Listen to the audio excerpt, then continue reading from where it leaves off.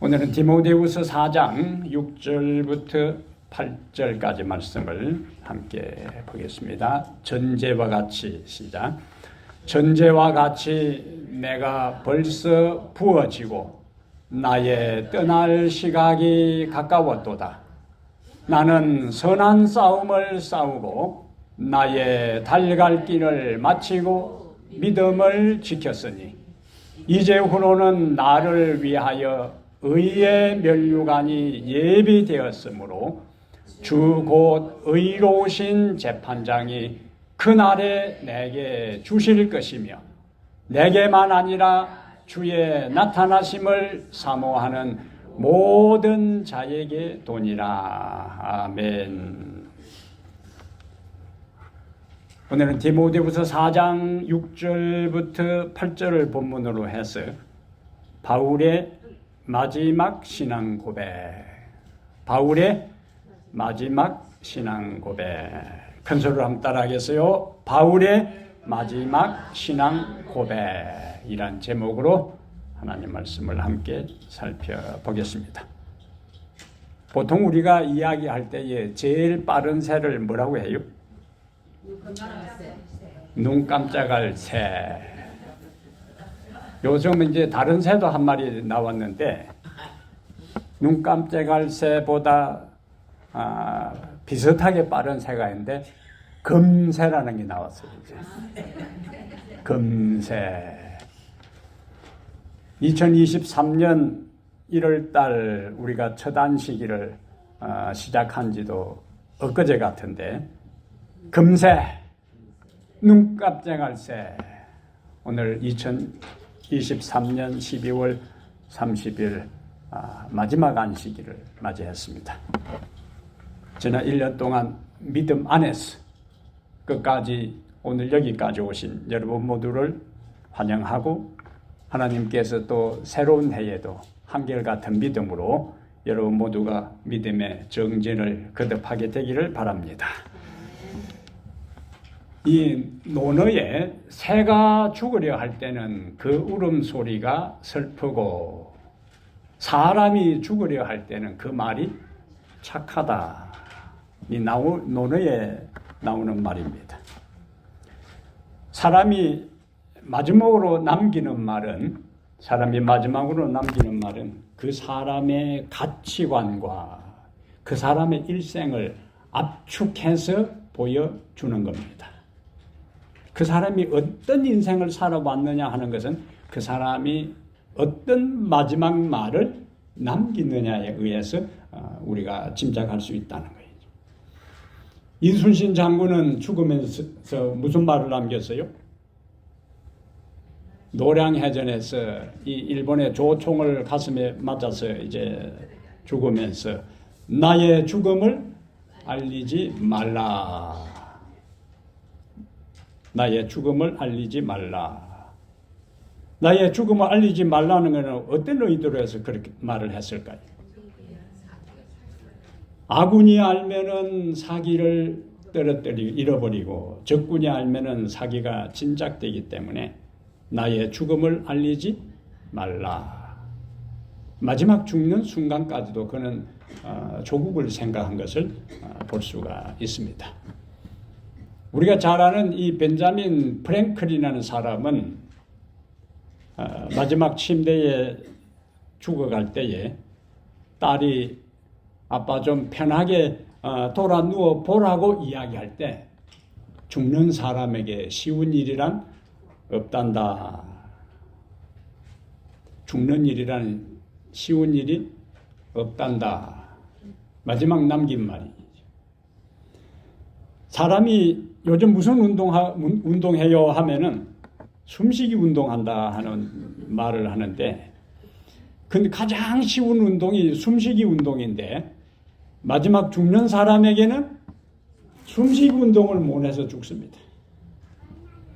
가장 빠른 새가 눈 깜짝할 새인데 죽어가는 사람이 보통 눈을 부릅뜨고 죽는 경우가 있는데 눈 감을 힘이 없어서 눈을 뜨고 죽는 사람은 눈 감을 힘이 없어서 그러고 눈을 감고 죽는 사람은 눈 뜰 힘이 없어서 죽습니다. 그래서 마지막 죽어갈 때는 뜰 힘도 없고 감을 힘도 없어요. 그만큼 인생이 힘 있는 것처럼 해도 연약하기 그지 없습니다. 찰스 다윈은 나라고 죽는 게 겁이 안 날 리가 있나? 죽음이 겁이 났다는 이야기. 오늘 본문은 바울이 로마의 감옥에서 죽음을 앞두고 그의 영적 아들 디모데에게 보낸 마지막 편지입니다. 그의 마지막 신앙 고백이에요. 바울이 마지막 남긴 유언과 같은 유서와 같은 책이 디모데 후서입니다. 바울이 갇힌 로마 감옥은 어둡고 축축한 지하 감옥인데 조그마한 구멍으로 이제 동굴을 파서 거기에 사다리를 놓고 내려가는데 창문도 없고 빛도 들어오지 않고 화장실도 없고 시철 물도 없는 곳입니다. 그는 매일 자신의 배설물 악취가 진동하는 어둡고 차가운 동굴의 딱딱한 바닥에서 매일매일 그는 지내야 했습니다. 그가 감옥에 투옥되어 있을 때에 평소 그와 함께 지냈던 사람들이 거의 다 그의 곁을 떠났습니다. 바울은 여기 디모데후서 4장에서 뭐라고 이야기하냐면은 자기가 처음으로 네로 법정에서 신문을 받을 때에 그와 함께 한 자가 하나도 없었다. 그렇게 이야기를 했어요.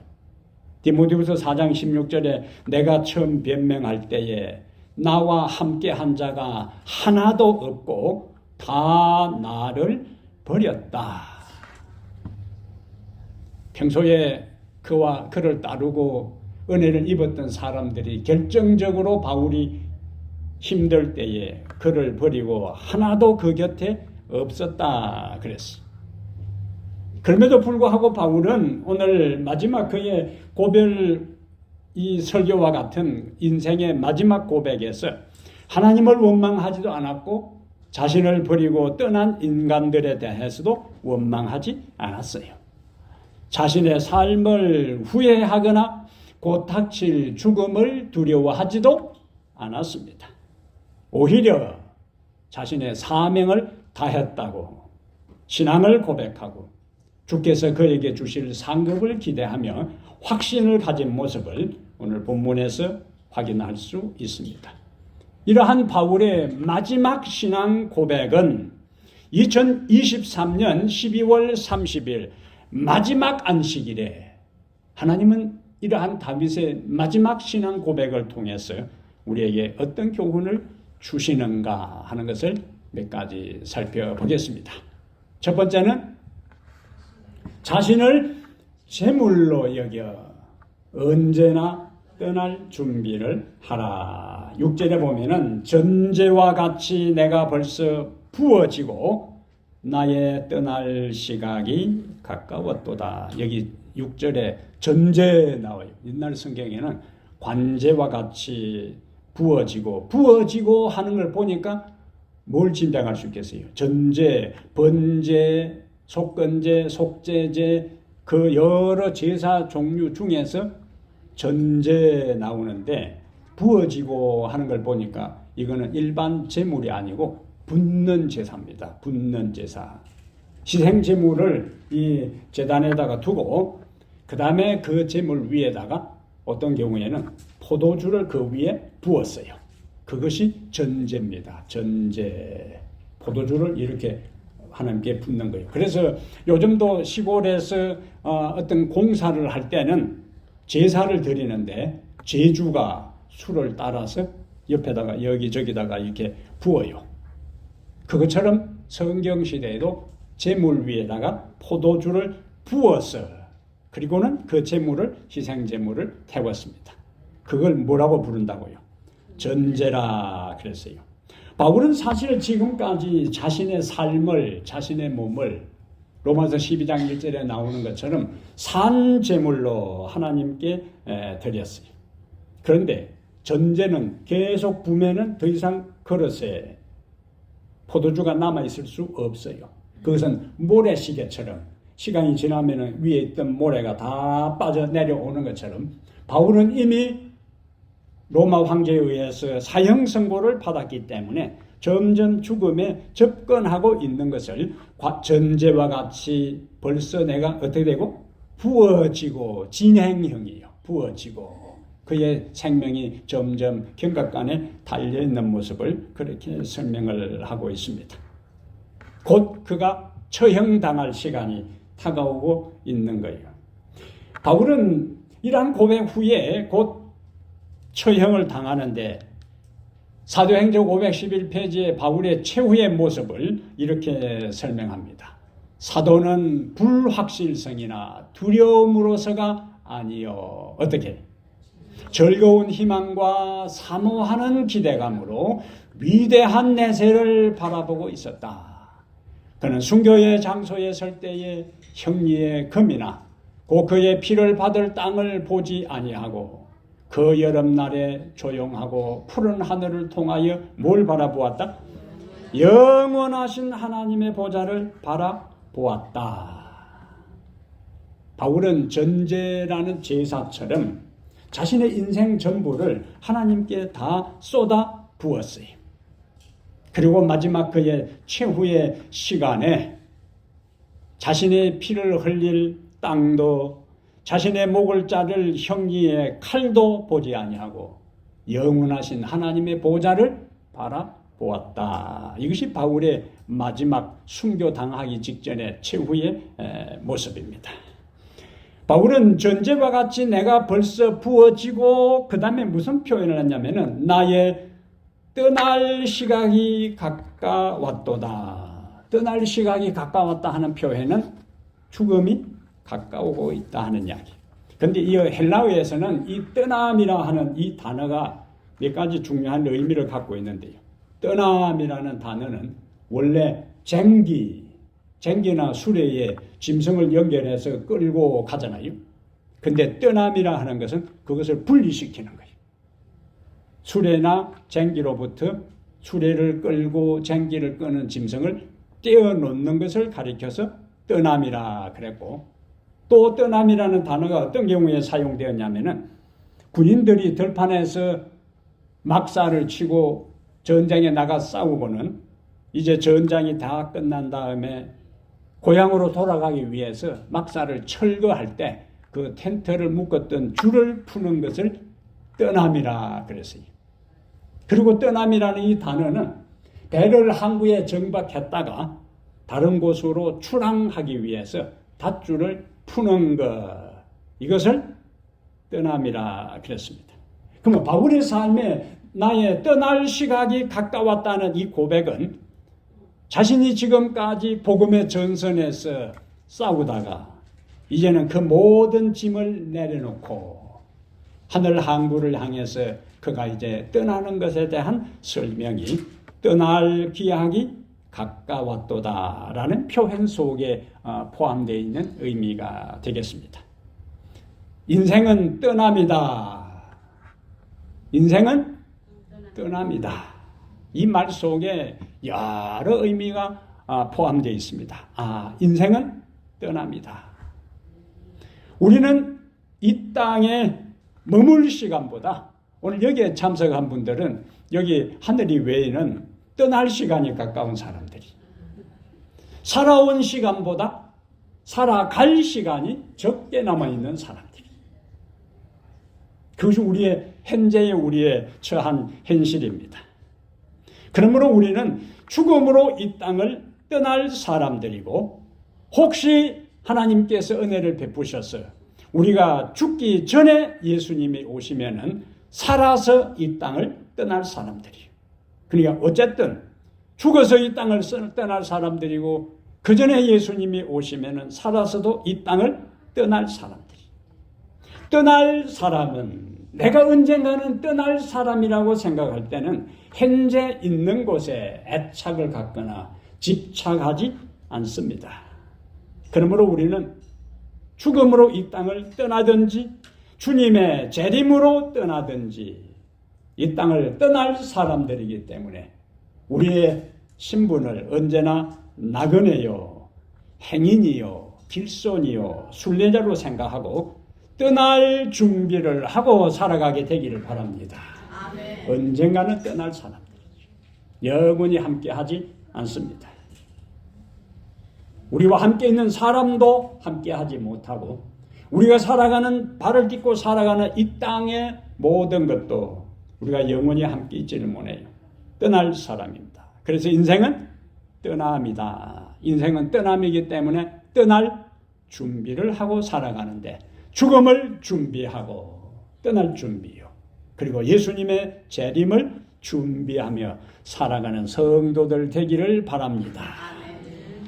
두 번째, 오늘 본문은 우리에게 중요한 또 다른 메시지를 주는데요. 최선을 다해 주님께 헌신하라. 여기 7절에 나는 선한 싸움을 싸우고 나의 달려갈 길을 마치고 믿음을 지켰으니, 선한 싸움을 싸우고, 인간이 범죄한 후에 이 세상에는 우리의 내면에도 싸움이 있고 우리의 가정에도 싸움이 있고 우리 교회에도 싸움이 있고 이 세상에도 싸움이 그칠 때가 없습니다. 끝없는 경쟁, 다툼, 투쟁, 싸움의 연속이요. 얼마나 인간이 싸우는 존재인가 하는 것은 서로를 격려하는 데 있어서도 어떻게 해요? 파이팅 하잖아요. 파이팅. 다른 말로 하면 뭡니까? 싸우자 그거예요. 싸우자. 파이팅 파이팅 하는 것은 싸우라 그거예요. 인간은 투쟁의 존재예요. 싸우는 존재입니다. 그런데 이러한 싸움에 대한 이야기들이 초등학교 6학년 아이가 싸움이라는 시를 하나 썼는데, 이걸 보니까 상당히 재미있어요. 비디오 빌리고 오는데 아저씨 둘이서 싸운다. 이제 6학년, 한국의 6학년 아이가 시를 쓴 거요. 알아서 뭐해? 네 나이가 몇 살이야? 서로 이제 싸우는 거지. 알아서 뭐해? 젊은 아저씨가 대머리 아저씨를, 나이 많은 사람이죠, 확 집어 던진다. 그래 이놈아, 내 죽여라, 죽여. 왜 싸우냐가 옆에 있는 형한테 물어보니 택시를 잡았는데 자기가 먼저 잡았다고 우기다 싸우는 거란다. 근데 마지막 표현이 백미요. 그동안 택시는 7대가 지나갔다. 그래서 이게 시적 묘미입니다. 택시 하나 내가 먼저 잡았는데 네가 먼저 타냐고 싸우는데 그 싸우는 동안에 7대가 지나갔다는 거예요.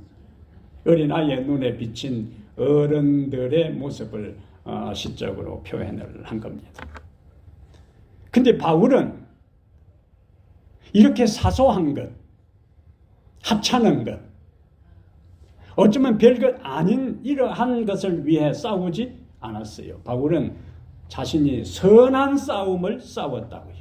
그는 어려운 환경과 더불어 싸웠고, 그는 마귀와 죄와 더불어 싸웠고, 하나님의 교회를 어지럽히고 성도를 미혹하는 거짓 선지자들과 거짓 교훈들과 그는 싸웠습니다.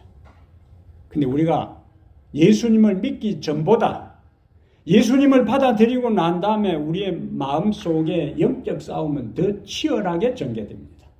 예수를 믿기 전에는 마음에 부담이 안 됐는데 예수를 믿고 난 다음에는 부담되는 일들이 일어나요. 예수를 믿기 전에는 갈등이 없었는데 예수를 믿고 난 다음에 갈등이 더 많이 생깁니다. 그런데 그 갈등이 영적인 갈등을 극복하면서 우리가 영적으로 성장하는 것인데, 예수 믿으니까 더 골치 아프고 갈등이 심하다고 신앙을 떠나는 사람들이 있어요. 그러면서 그런 사람들을 만나면 아이고 목사님 죄송하지만 교회 안 나오니까 마음이 편하고 가정이 편안해진다고 하는 사람들이 있습니다. 그것은 더 이상 선에 대한 것이, 더 이상 성령이 그에게 작용하지 않고 사단이 완전히 장악해버리니까 선을 위해서, 의를 위해서, 옳은 것을 위해서 갈등할 것이 없어지니까 마음이 평안해진다는 거예요. 그것을 거짓 평안이라는 겁니다. 마음이 평안하다고 다 좋은 게 아니에요. 기분이 좋다고 다 좋은 게 아닙니다. 기분이 좋은 게 다 좋으면은 날마다 마약하고 흐느적거리고 살아야지. 우리는 무엇에 근거해서 무엇에 기초해서 우리의 삶을 살아갈 것인가 하는 것이 달라야 하는 겁니다. 예수 믿는 사람의 마음에 갈등이 있는 것이 정상이요. 사탄은 우리가 예수를 믿고 난 다음에 다시 우리를 이전의 생활로 되돌아가도록 하기 위해서 끊임없이 공격하고 끊임없이 유혹해요. 그런데 그것에 굴복하지 않고 하나님의 말씀을 따라 살려고 싸우다 보니까 갈등이 있는 겁니다. 그러한 것은 거룩한 싸움이요. 그러면서 우리는 강해지는 거예요. 그러면서 우리는 그런 과정을 통해 우리는 단련되는 겁니다.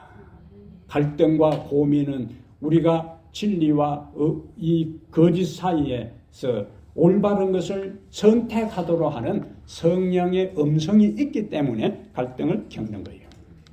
우리의 싸움은 혈과 육에 대한 것이 아니요 정사와 권세와 이 어둠의 세상 주관자들과 하늘에 있는 악의 영들에게 대함이라. 정리하면 두 가지요. 우리는 사람을 상대로 싸우는 것이 아니고 악한 영들을 상대해서 싸운다.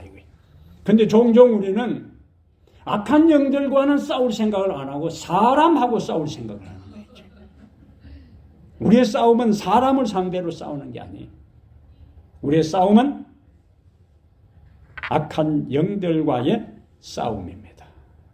이 전선을 명확하게 해야 돼요. 내가 지금 누구하고 싸우는가 하는 것을 정확하게 이해하는 것이 중요합니다. 사람은 싸움의 대상이 아니요. 사탄과 그의 모든 악한 영들이 우리의 싸움의 대상입니다. 그런데 이와 같은 와중에서 사탄이 얼마나 바울의 삶을, 바울의 믿음을, 바울의 사명을 포기하도록 공격했을까요? 예수님이 이 세상에 오셨을 때에 사탄과 사탄의 모든 군대가 예수님 한 존재를 타락시키고 범죄하고 배도하기 위해서 총동원되었다. 그렇게. 왜냐하면 예수님 한 사람만 범죄해버리면 인류 전체가 다 망하는 거예요. 희망이 없어집니다. 그러니까 사단이 동원할 수 있는 모든 죄의 화력을 다 동원해서 예수를 사명을 포기하지 못하도록 도전했다는 이야기. 우리의 삶도 마찬가지. 하나님의 백성들이 적당하게 살면 어려움이 없습니다. 타협하고 살면 어려움이 없습니다. 그러나 하나님의 진리의 뜻을 따라서 말씀을 따라 순종하고 살아가려고 하면은 사탄이 자신의 영역에서 점점 멀어지니까 집요하게 공격하는 거예요. 성경은 하나님의 백성들이 예수 믿고 살아갈 때에 아무런 어려움이 없다고 한 군데도 말씀하지 않았습니다. 오히려 하나님의 뜻대로 사는 자에게 고통이 있고 시련이 있고 아픔이 있다고 이야기를 한 거예요.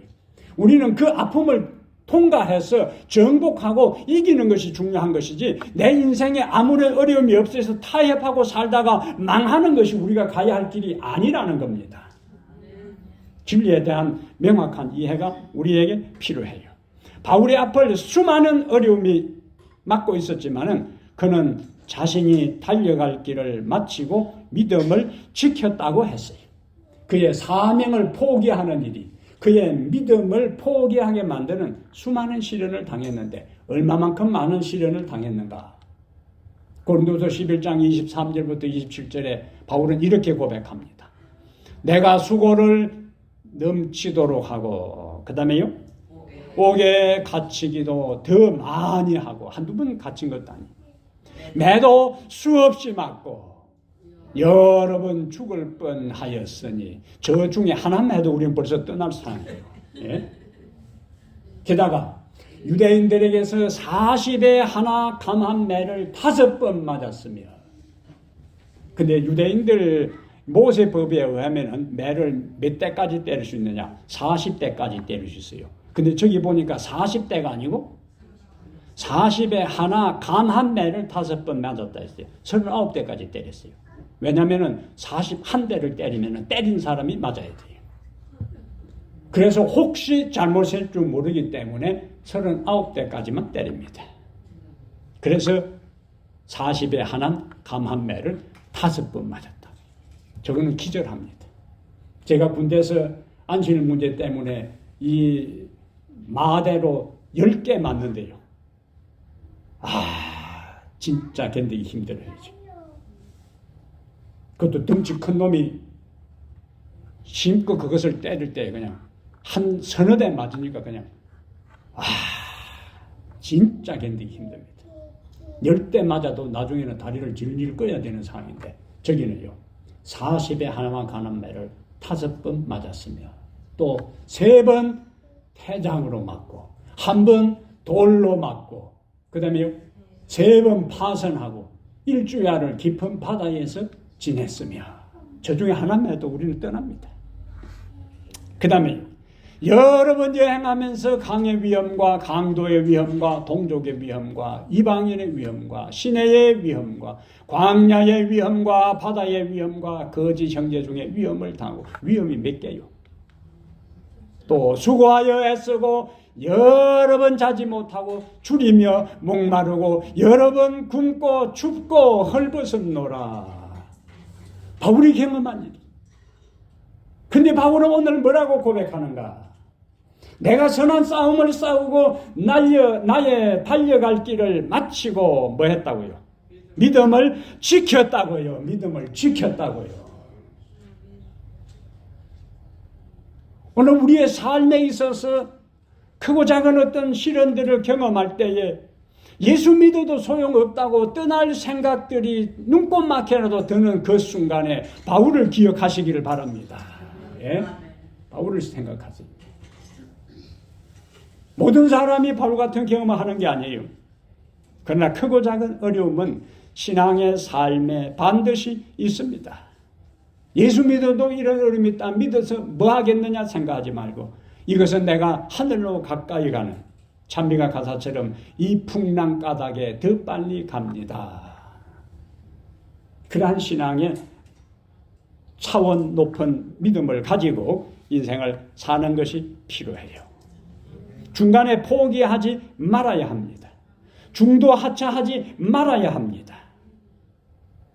아브라함의 아버지 이름이 무엇일까요? 아브라함의 아버지는 데라. 그래서 나중에 그는 될 대로 되라 이런 인생을 살았어요. 이름을 잘 지어야 됩니다. 이름이 뭐였다고요? 데라. 그는 아브라함이 부름을 받았을 때에 갈대아 우르에서 아브라함과 함께 출발했습니다. 데라가 그 아들 아브라함과 아브라함의 아내 사라를 데리고 여기는 주체가 아브라함이 아니고 아브라함의 아버지를 모시고 나온 게 아니고 여기는 주체가 데라입니다. 데라가 그 아들 아브라함과 아브라함의 아내 사라를 데리고 갈대아인의 우르를 떠나. 그 다음에 이제 중요합니다. 떠나 가나안 땅으로 가고자 하더니 하란에 이르러 거기 거류하였으며 원래는 어디 가고자 했는데 가나안으로 가고자 하더니 하란에 이르러 거기 머물었고 데라는 나이가 205세가 되어 어디에서? 하란에서 죽었더라. 단순한 이야기지만요. 저 말씀에 상당히 많은 진리를 내포하고 있습니다. 갈대우르는 떠났어요. 어디 가기 위해서? 가나안 땅에 가기 위해서. 가나안 땅에 가기 위해서 갈대우르를 떠났는데 중간 지점인 하란이라는 의미는 교차로라는 뜻이죠. 유행가 가사 가운데 이리 갈까 돌아갈까 차라리 저리 갈까 차라리 돌아갈까 하는데 이 양반은 차라리 돌아가는 것도 아니요. 그냥 하란에 머물렀어요. 그래서 될 대로 되라. 그의 인생은 거기서 끝났습니다. 주체적으로 아들을 데리고 나왔던 하란이 그는 하란에 머물려고 나온 게 아니에요. 가나안 땅에 가고자 출발했어요. 오늘 여러분과 나는 단지 여기 교회에 나오기 위해서 세상에서 교회에 나온 것이 아니고 오늘 우리는 하늘 가나안으로 가기 위해서 이곳으로 나온 사람들입니다. 이곳에 머물고 말아서는 안 돼요. 이 땅에서 멈춰서서는 안 되는 것입니다. 가나안에 가고자 세상에서 출발했다면 가나안까지 가야 하는 것입니다. 그의 아버지가 하란에서 그냥 죽고 난 다음에 아브라함은 하란에 더 이상 머물지 않았습니다. 그는 본래 가나안을 떠난 이 갈대우를 떠난 것은 가나안에 가고자 떠났기 때문에 그는 계속 전진해서 가나안까지 이르게 된 것입니다. 완주하지 아니하면 중도하차하면 아무 소용 없어요. 마라톤 하는 사람들이 처음에는 팬티 딱 멋진 거 하나 사 입고 폼 잡고 출발 선상에는 수많은 사람들이 있습니다. 빵 소리에 따라서 처음에는 표도 나지도 않아요. 근데 중간쯤 가면은 선두 그룹이 있고 중위 그룹이 있고 하위 그룹이 있고 설거머니 옆으로 빠지는 사람들이 있습니다. 포위한 그룹이요. 근데 중간에 아무리 선두 그룹을 유지하고 1등으로 달렸다 할지라도 마지막 결승 지점까지 달리지 않으면은 평균 내에서 점수를 매기지 않습니다. 마지막까지 도착한 사람이 중요한 거예요. 그러므로 여러분, 이전에 내가 젊은 시절에 봉사 많이 하고 기도 많이 하고 성경 많이 읽고 전도 많이 한 거 그게 중요한 게 아니에요. 오늘 내가 지금 여기 어떤 모습으로 살아가느냐가 중요한 것입니다.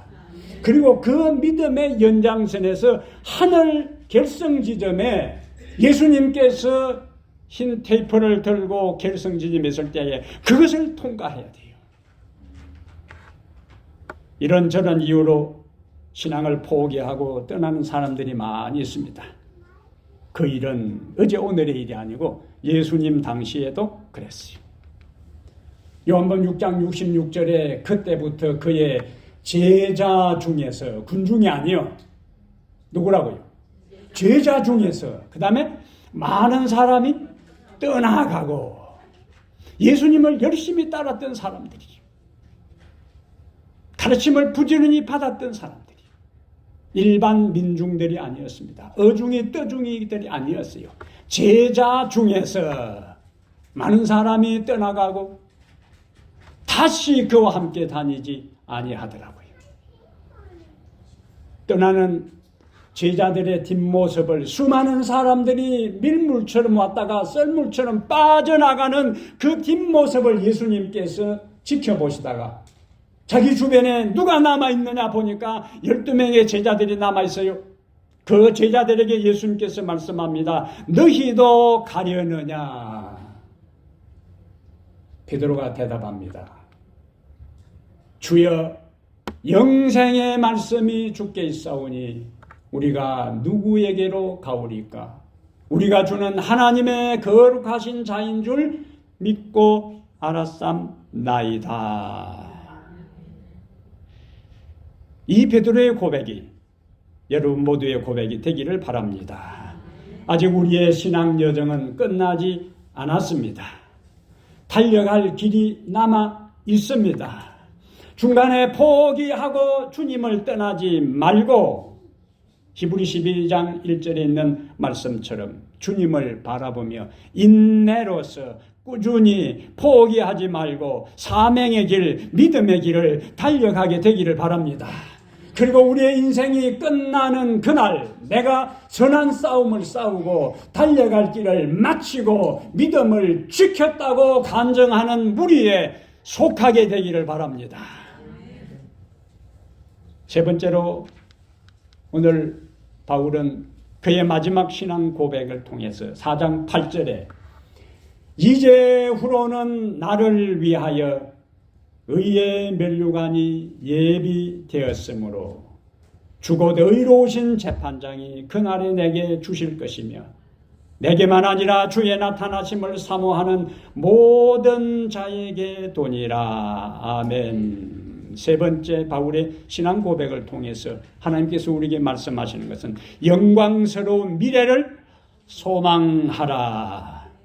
바울이 최악의 환경 속에서 자신의 배설물 냄새가 진동하고 침침한 곳에서, 캄캄한 곳에서, 딱딱한 곳에서, 추운 곳에서도 그의 믿음을 포기하지 않고 지킬 수 있었던 것은 미래에 대한 확실한 소망이 있었기 때문에 그는 그 모든 고통을, 그 모든 시련을 이길 수가 있었고 견딜 수가 있었습니다.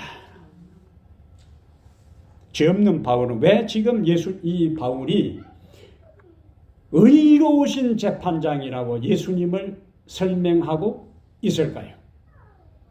바울은 지금 사악한 네로 황제에 의해서 죄 없는 그가 억울하게 사형 선고를 받았어요.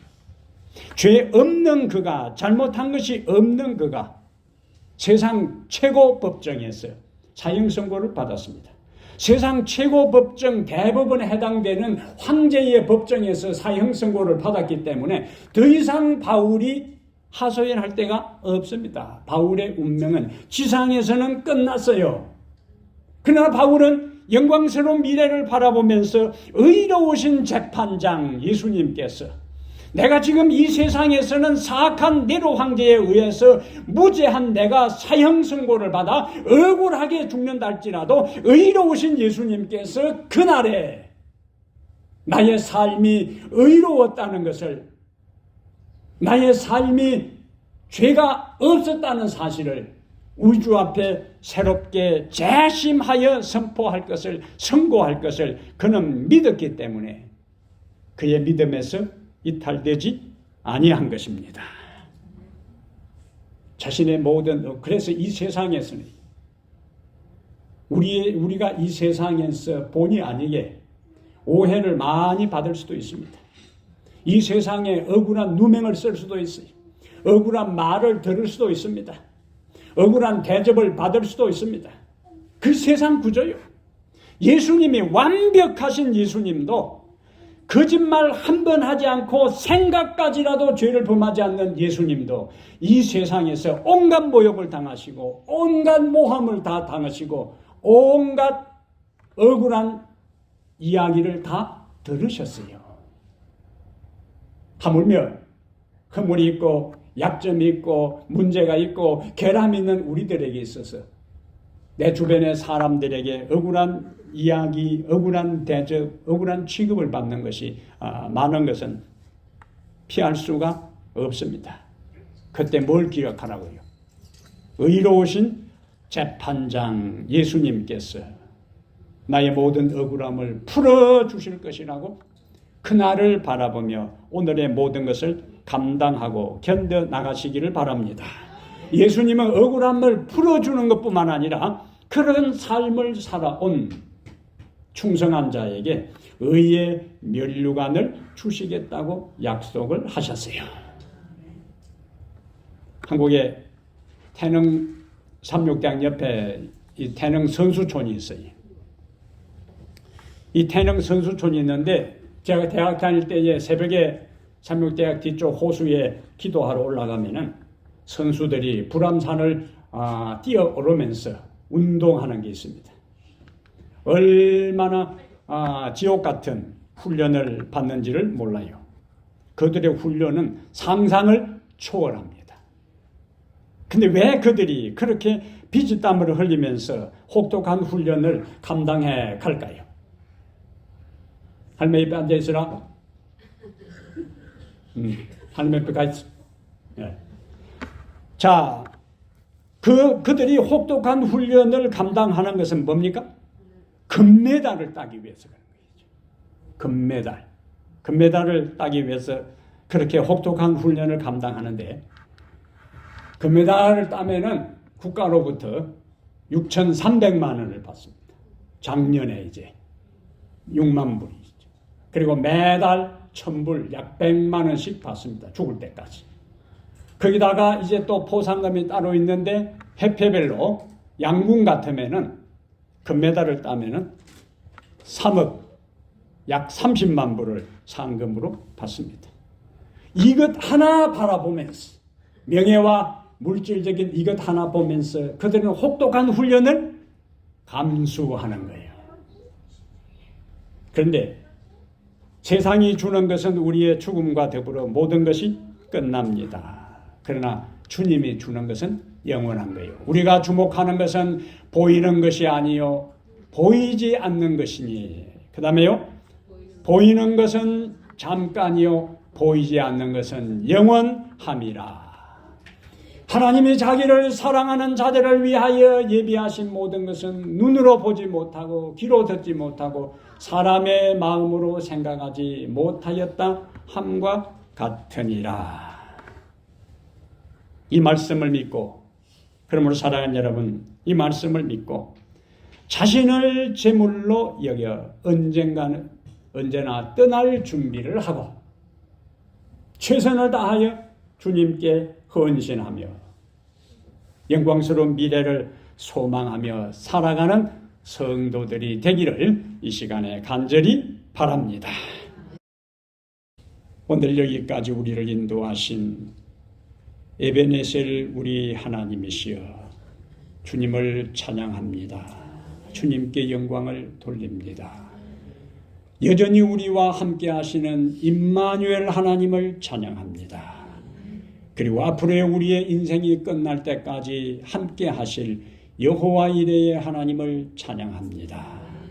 주 하나님, 우리의 모든 인생길에 언제나 떠날 준비를 하며 주님을 섬기며 살아가게 해 주시옵소서. 하늘의 영광스러운 미래를 바라보며 오늘의 어려움을 견디게 해 주시옵소서. 우리와 함께 했던 많은 사람들이 주를 떠난다 할지라도 나 혼자만이라도 믿음의 경주에서 중도하차하거나 이탈되지 않게 하시고 끝까지 사명의 길, 믿음의 길을 달려서 하늘 본향 항구에 이르게 해 주시옵소서. 지난 1년을 인도하신 살아계신 우리 하나님이시여, 이제 앞으로 2024년 한 해 동안도 한결같은 능력으로 우리를 붙드시며 인도해 주시옵소서. 우리 주 예수님 이름으로 기도하옵나이다. 아멘.